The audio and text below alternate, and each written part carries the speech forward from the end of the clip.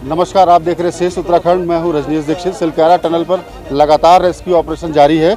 हम बताना चाहेंगे आपको बड़ा अपडेट कि सिलक्यारा टनल में रोबोट की मदद ली जाएगी। हमारे साथ आपदा सचिव रंजीत सिन्हा जी मौजूद हैं। हम उनसे जानेंगे कि सर रोबोट के बारे में बता दीजिए, जो रोबोट में हाँ, रोबोट किस तरीके से रेस्क्यू मदद करेगा। देखिए रोबोट जो हमारा डेब्रीज है और टनल का रूफ है, उसके बीच में स्पेस है, तो हम रोबोट भेज के, जो माननीय मंत्री जी ने इसको रखा अपना विचार कि इस रोबोट को भेज के हम देखेंगे कि कितना स्पेस है, उससे क्या पाइप जा सकती है। अगर जा सकती है तो हम लाइफ सपोर्ट के लिए खाना पानी उससे भी भेज सकते हैं, या फिर कोई पतला कोई आदमी को भी भेज सकते हैं। कितना स्पेस अवेलेबल है, उसका एक्सप्लोरेशन के लिए रोबोट का हम इस्तेमाल करें। अच्छा सर, कब तक रोबोट का इस्तेमाल किया जाएगा, चूँकि जैसे जैसे समय बढ़ रहा है? अभी बात कर रहे हैं कहाँ कहाँ अवेलेबल हो सकता है, वहाँ से मंगाएंगे, तो कल तक देखते हैं। सर गडकरी जी आश्वस्त करके गए हैं कि बहुत जल्द हम लोगों को सफलता मिलेगी।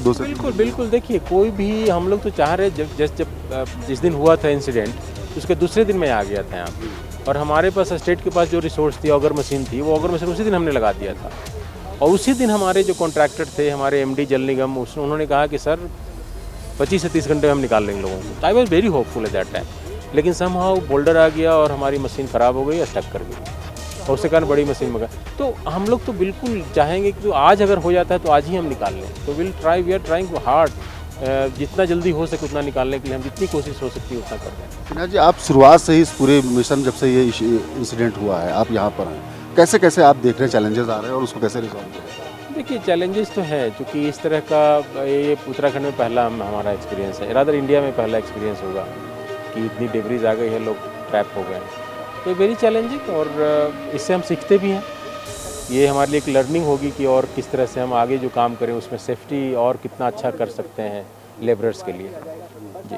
और सर ये लास्ट सवाल आपसे पूछेंगे कि कब तक उम्मीद की जाए मजदूरों को बाहर निकलने की? वही मैं कहा ना कि हम लोग तो जैसे माननीय मंत्री जी कह रहे थे कि जितना जल्दी हो सके हम निकालने की कोशिश करेंगे। तो देखिए कितना जल्दी हो सकता है, अगर ऑब्स्टेकल नहीं आया तो बहुत जल्दी हो जाएगा, सही हो जाएगा।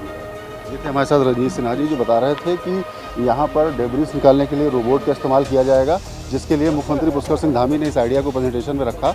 उसके बाद इस पर एग्जीक्यूशन किया जाएगा, रोबोट को लाया जाएगा। रोबोट जाके इस सिलक्यारा टनल में जाएगा, और जाने के बाद वहाँ देखेगा कि कितने एरिया तक डेब्रीज है और कितना स्पेस है, तो रोबोट की मदद ली जाएगी। तो कुल मिलाकर जो रेस्क्यू का महाअभियान है, इस पर युद्ध स्तर पर काम शुरू हो गया है। 6 प्लान बनाए हैं। हम आपको 6 प्लान बारी बारी समझाना चाहेंगे। देखिए अपने दर्शकों को, ये जो आप सीधे टनल देख रहे हैं, इस टनल के अंदर ऑगर मशीन से जो ड्रिलिंग चल रही थी, सबसे ज़्यादा उनको उम्मीद इसी प्लान से को लेकर है। चाहे वो केंद्र की एजेंसियां हों या स्टेट की, जितने लोग भी रेस्क्यू जुड़े हैं, वो सीधे इसी प्लान को लेकर हैं कि जो ऑगर मशीन है वो चले और वो जल्दी ड्रिल करके मजदूरों तक पहुँचे। सेकंड नंबर का जो प्लान है, जो वर्टिकल आप देखेंगे, तो वर्टिकल जो है यहाँ पर 3 पॉइंट चिन्हित किए गए हैं। आपको पंकज तलवार हमारे कैमरा पर्सन से कहूँगा दिखाएं कि ऊपर देखिए आप जो काम चल रहा है, वहाँ पर 3 पॉइंट चिन्हित किए गए हैं। वहाँ से ड्रिलिंग करके मजदूरों तक पहुँचने का और इसके प्लान का एक पूरा तरीके से तैयार किया जा रहा है कि वहाँ से ड्रिल करके पाइप डाला जाए। पाइप डालने के बाद वहाँ उनको इसके प्लान के तहत निकाल लिया जाए मजदूरों को। इसके अलावा जो ये टनल है, इस टनल चूँकि ये 4.5 किलोमीटर लंबी टनल है, टनल का जो दूसरा हिस्सा है, उस हिस्से पर साइमल्टेनियसली एक और जहाँ पर वहाँ पर टनल का काम स्टार्ट कर दिया गया है, तो वहीं दूसरी टनल के दूसरे छोर पर वहाँ पे पाइप डाली जा रही है, ताकि एटलीस्ट उस पाइप से एक और जहाँ उम्मीद है कि अगर उधर से सफलता मिल गई, मान लीजिए मलबा नहीं आता, हार्ड रॉक्स नहीं आते, अगर मेटल की डिवाइस नहीं आती है, तो वो जल्दी हो सकता है, तो उससे वहाँ से रेस्क्यू किया जा सकता है, वर्टिकली रेस्क्यू किया जा सकता है। हॉरिजॉन्टली एक नया पाथ निकाला गया है, उस पाथ पर भी साइमल्टेनियसली काम किया जा रहा है। BRO रोड बनाने का काम कर रही है वर्टिकल जो पहाड़ के ऊपर तक पहुंचने के लिए। तो ONGC को ये दिया गया है कार्य कि आप ड्रिलिंग करके, चूँकि ONGC काफ़ी कॉम्पिटेंट एजेंसी है ड्रिलिंग को लेकर, तो उसको यहाँ पर ये टास्क सौंपा गया है। कैमरामैन पंकज तलवार के साथ मैं रजनीश दीक्षित, शेष उत्तराखंड।